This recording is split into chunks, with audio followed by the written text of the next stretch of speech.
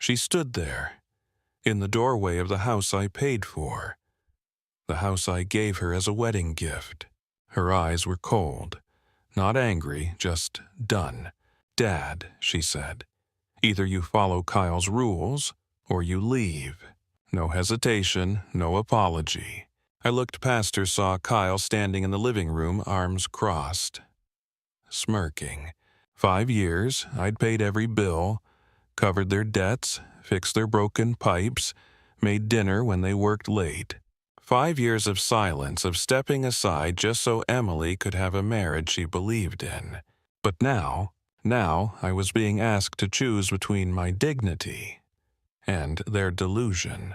I didn't yell, didn't plead, didn't remind her whose name was still on the deed. I just smiled. "All right," I whispered, "if that's how it is." I walked upstairs, grabbed the same suitcase I'd used on my honeymoon with her mother, came back down, looked Emily in the eyes one last time. She wouldn't meet mine. "I'll be out by morning," I said. I stepped out into the snow, no coat, just silence. But what they didn't know is that I wasn't walking away in defeat. I was walking into something they'd never see coming. My name is Robert Mason. I'm 64 years old, retired carpenter, widower. I live in Spokane, Washington, a quiet place with gray skies, pine trees, and people who don't ask too many questions. I spent my life building things: chairs, decks, porches. My favorite, a little bookshelf for my daughter when she was 6. She painted it pink. I hated the color, but I kept it. Still do. Her name's Emily. She was everything after her mother passed. I raised her on scrambled eggs, bedtime stories, and the smell of sawdust. I missed every date, every vacation, but I never missed a single school play. She used to say I was her hero. Now, she barely looks me in the eye. We've lived together again the past 5 years. After her wedding, after she and her husband Kyle lost their apartment, I gave them my home. Told them I'd sleep in the guest room. Told them I didn't need much, just space for my tools and a quiet place to rest.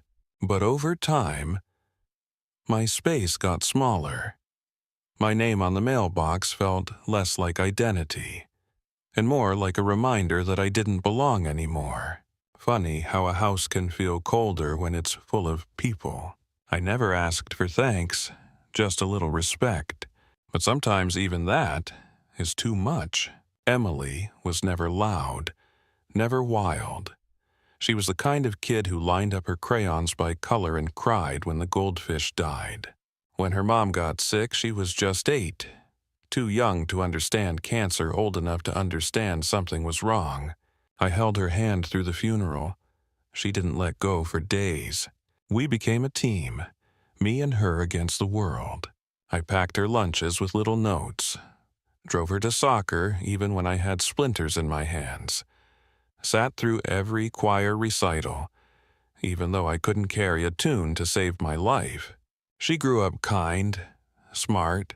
She got a scholarship to community college, worked part-time at the library, and when she met Kyle, she glowed. First time I'd seen her laugh that freely in years. I didn't ask questions. Didn't want to be that dad. She said he made her feel safe, that he listened, that he saw her. I wanted to believe that. I needed to. So when they struggled with rent, I offered the house. No hesitation. It wasn't just a roof, it was home. Hers. I thought I was giving her stability, a chance to build something beautiful. But what I didn't realize was that love can blind you, even to your own child, even to the cracks forming right under your feet. Kyle Thompson, my son-in-law, he came with a firm handshake, polished shoes, and a smile just polite enough to make you ignore your gut. Said he worked in marketing. Remote, flexible hours. Always had an excuse not to come to dinner. Too busy, too tired, too important. But I watched little things. Emily stopped wearing that blue dress he said was too loud. Stopped reading in the living room because the light bothered him. She used to hum while cooking. That stopped too. One night I walked in on an argument. Kyle wasn't yelling. His voice was calm but sharp, like a knife just lightly grazing skin. I pay attention, Emily, unlike some people around here. I stood there, frozen. She saw me, eyes wide, and just shook her head like don't.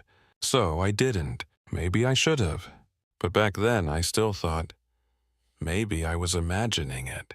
Kyle always called me sir, always offered to mow the lawn, though he never actually did.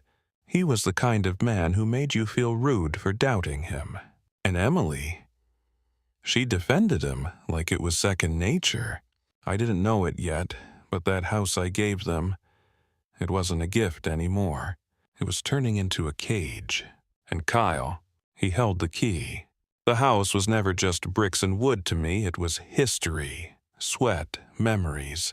I built that porch with my own hands, every nail, every board. Painted the walls the same color my wife once said felt like sunrise. Planted marigolds along the fence because Emily loved how they danced in the wind.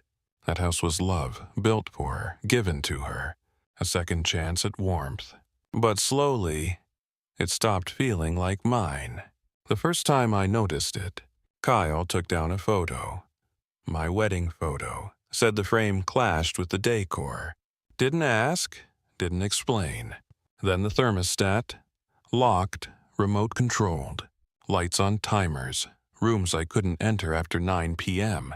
They bought a new couch, but I wasn't allowed to sit on it. Too soft for your back, Kyle said. The guest room, my room shrunk. Not in size, but in meaning. I used to fall asleep to the sound of Emily humming down the hall. Now I fell asleep wondering how a man can disappear in a home he built with love. I wasn't homeless, not yet, but I was starting to feel uninvited. And nothing cuts deeper than being unwelcome in the place you gave your whole life to. It didn't happen overnight. It never does. One day you're laughing over burnt pancakes, and the next you're tiptoeing around your own kitchen like a stranger. Emily used to bring me coffee every morning. 2 sugars, no cream. She stopped one day. Said Kyle preferred the machine turned off by 8. Little things, that's how it begins. Kyle started making rules. Soft at first. Hey, Robert, maybe knock before using the laundry. Mind keeping the TV volume lower. I understood. Shared space, shared respect. But then, don't use the driveway. Don't answer the door if we're not home. Please eat in your room. Kyle's got calls. It wasn't a home anymore. It was a contract I hadn't signed. I told myself it was temporary, that Emily would notice, that she'd speak up. But she didn't, and me, I stayed quiet. Because I thought silence meant peace. Because I believed if I just gave them space, they'd give me respect. But there comes a moment when silence doesn't protect you anymore. It isolates you, erases you. One night, I sat on the back porch watching the light go out in Emily's room.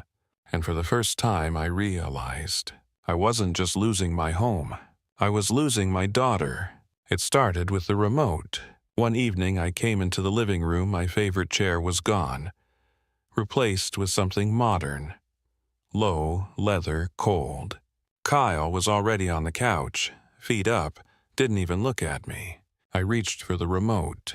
TV's off after 8, Robert, he said, still scrolling his phone.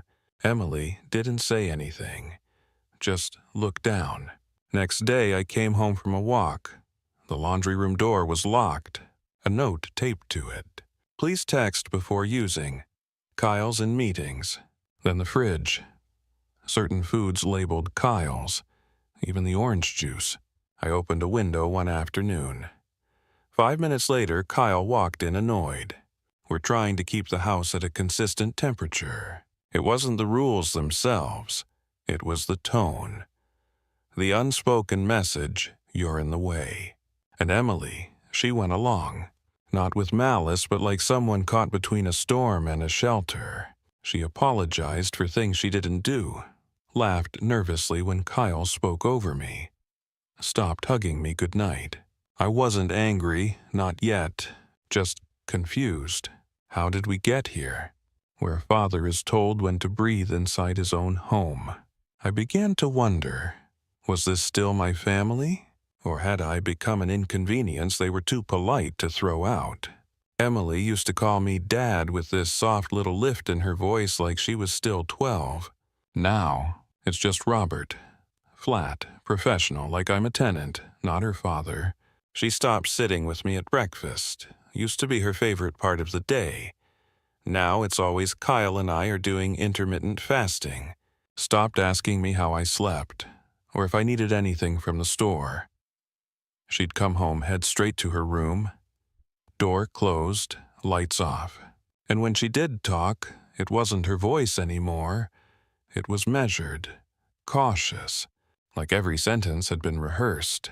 One night, I asked if she wanted to play cards like we used to on rainy days. She smiled, a tight, tired smile. Kyle doesn't like games, she said. Another time, I brought her an old photo of us on her 10th birthday covered in cake. She barely looked. Can you not leave things on the kitchen table? I kept that photo, folded it back into my wallet, like it was too loud for the house now. It wasn't just her actions, it was her eyes. They didn't sparkle anymore. They flickered, like a candle trying to stay lit in a room with no air. And me, I started to wonder, was I the one who snuffed it out? Or had someone else been blowing it out slowly, right under my nose? It happened on a Tuesday. Quiet, overcast, the kind of day where even birds sound tired. I was fixing the front steps. Same steps I built 20 years ago. Emily opened the screen door. Didn't say hi, didn't smile. Just stood there, tight shoulders, eyes like glass. Can we talk? I wiped my hands, nodded. We sat in the living room. Kyle wasn't there, but somehow his presence filled the room anyway. She looked down, then up. This isn't working anymore. I waited, didn't interrupt. Kyle feels disrespected. He says you make him uncomfortable in his own home. I raised an eyebrow. You mean the home I bought? She flinched, just slightly. Then came the words. He's my husband. If you can't respect that, maybe it's time you found somewhere else to stay. That was it. No yelling, no fight. Just a line drawn. In the house I gave her, by the daughter I raised. I looked at her, and for the first time, I didn't see my little girl. I saw someone I didn't recognize. Someone lost. Someone borrowed by someone else. I didn't argue, didn't raise my voice, didn't remind her who paid for what. I just sat there, let the silence settle like dust. Then I nodded. All right, I said, if that's how it is. She looked surprised. Maybe she expected a fight, maybe she wanted one. But I didn't give her that. I stood up, went to my room, the guest room, and pulled out the same suitcase I'd used on my honeymoon with her mother. It still smelled faintly of cedar and travel. Still had the initials RM stitched on the handle. I packed slowly. No rush. This wasn't running away. This was making space. I folded my shirts with care. Put in a photo of Emily when she was 5. Her smile toothless, her eyes shining. I zipped the bag. Took one last look around the room. And I whispered to no one. You won't take me apart piece by piece. Not like this. I walked past the living room. Emily was standing there. Hands clasped, eyes unsure. She opened her mouth, but nothing came out. I smiled. I'll be out by morning. Then I opened the door, stepped into the cold, and closed it behind me with the softest click they'd ever regret hearing. Because I wasn't leaving empty, I was leaving ready. Next morning, I walked into the local bank. My name was still on every utility account. Electricity, water, internet, trash. Quietly, I closed them all. Not out of spite, out of clarity. I wasn't going to fund my own disrespect. Kyle used to brag about how financial freedom was his goal. Funny, freedom doesn't come from someone else's wallet. Back at the house, Emily texted me. "The Wi-Fi isn't working. Did you forget to pay?" I didn't reply. Then came the second message. "Power's out. What's going on, Dad?" Still no reply. By noon, Kyle was calling. Blocked number. Voicemail full of forced politeness. "Hey, Robert. I think there's been a mix-up. Maybe we can talk." I turned off the phone. Took a walk instead. Snow crunching beneath my boots. Sky wide and clean. It wasn't revenge. Not yet. It was just a reminder. You don't get to cut me out and keep my hands feeding you. Respect isn't automatic, it's earned, and they'd forgotten that. Now, they were going to remember. One unpaid bill at a time. The house was still mine. On paper, every beam, every window. I never transferred the deed, didn't think I needed to. She was my daughter. Why would I? But now, the paper mattered more than the blood. So I drove to my lawyer's office. Charles Kent, old friend, sharp mind. He raised an eyebrow as I walked in. "I was wondering when you'd show up." I handed him the folder. Title deed, utility records. A printed email Kyle sent months ago asking to update the mortgage details. Charles skimmed it, then looked up. "He's trying to claim ownership." I nodded. "He doesn't know I kept everything." By the next morning, a cease and desist letter was in Kyle's inbox. Legal notice posted to the front door. A second letter went to the county registrar flagging the property for fraud attempts. I filed a request to freeze any title-related action. Effective immediately, just in case Kyle got bold. Then I contacted the homeowner's insurance, removed Emily and Kyle as secondary contacts. And finally, I signed one last document limiting access to the property without my written consent. I wasn't making threats, I was drawing lines. Quiet, precise, unmistakable. If they wanted a war, it wouldn't be with fists. It'd be with facts, dates, signatures. And I had all three. Small towns don't need headlines. They just need coffee shops and people with time to talk. A week after I left, I stopped by the diner I used to visit every Sunday. Barb, the waitress, leaned in. "Heard you had a fall, Robert." Someone said, "Memory issues." I blinked. "What?" "That's what Kyle told folks, that you weren't safe living alone." I didn't answer, just smiled. Left a 20 on the counter.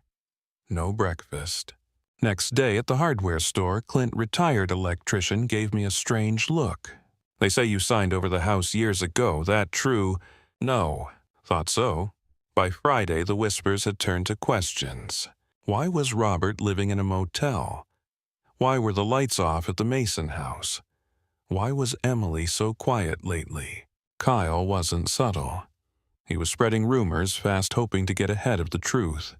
But the thing about lies, they crack, especially when the people you lie to have known your victim for 40 years.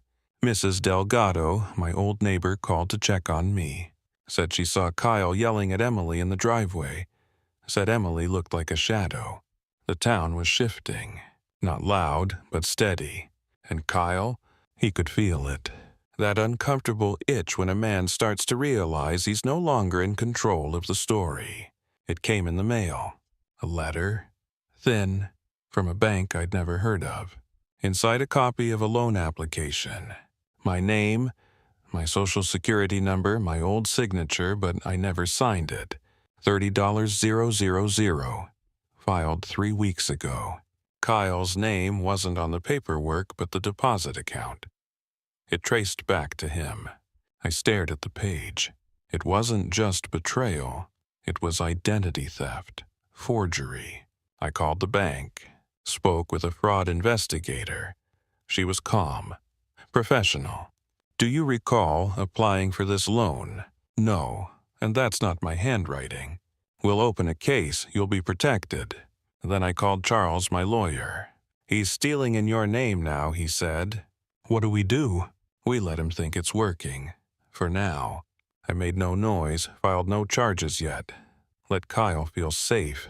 But I forwarded the evidence to my lawyer, made copies, secured everything.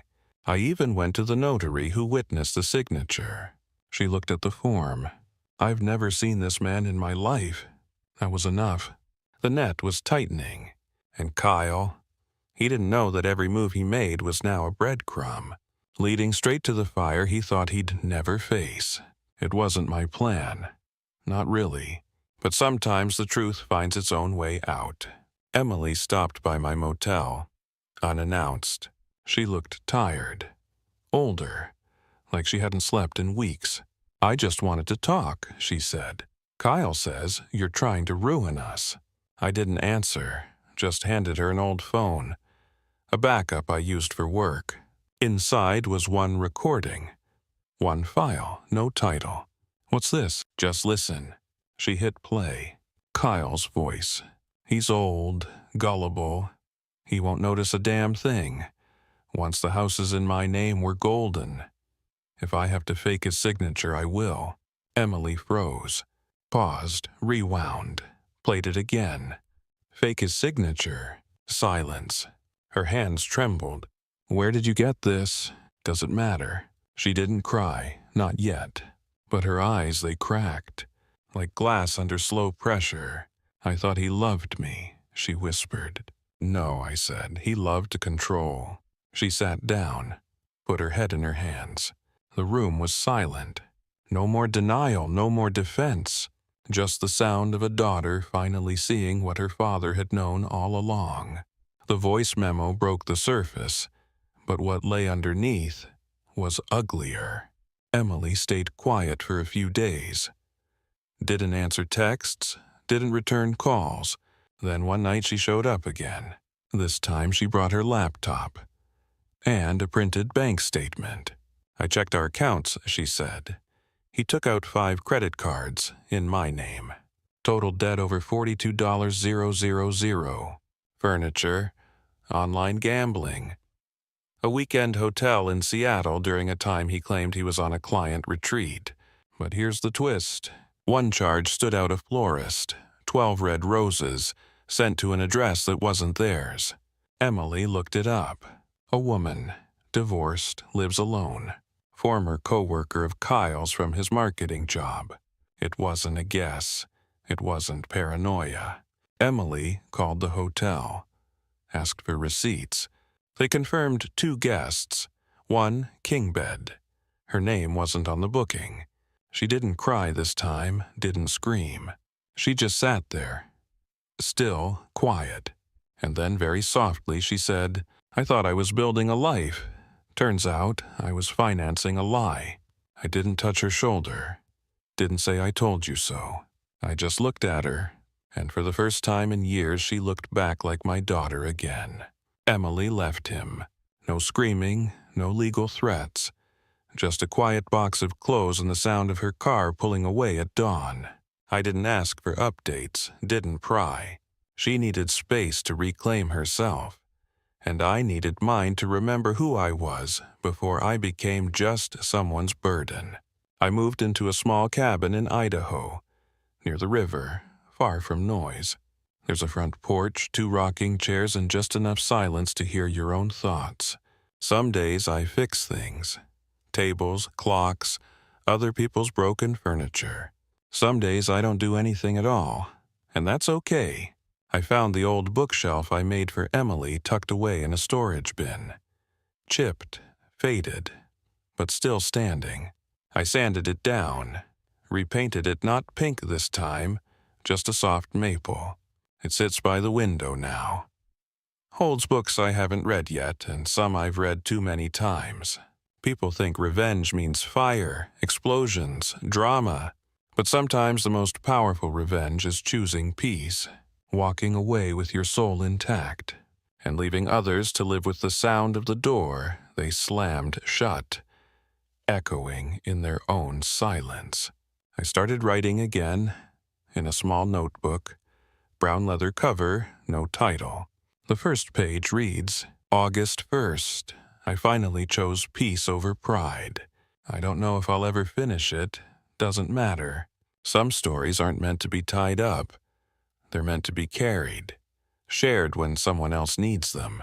Emily calls now. Not every day, but when she does, she calls me Dad again. That's enough. She's rebuilding. Apartment in Boise, working 2 jobs, finding her own voice, not the one someone gave her to read from. And me, I sit on the porch, cup of black coffee, cool wind, the world turning quietly without permission. Maybe this wasn't a revenge story. Not really. Maybe it was a story about remembering who you are when everyone else tries to rewrite you. So, if you're still listening, if you've been made to feel small or invisible, if someone made you question your worth, don't burn it all down. Just walk away. Reclaim the parts of you they couldn't touch. And if this story meant something to you, tell yours. Someone out there might need it more than you know.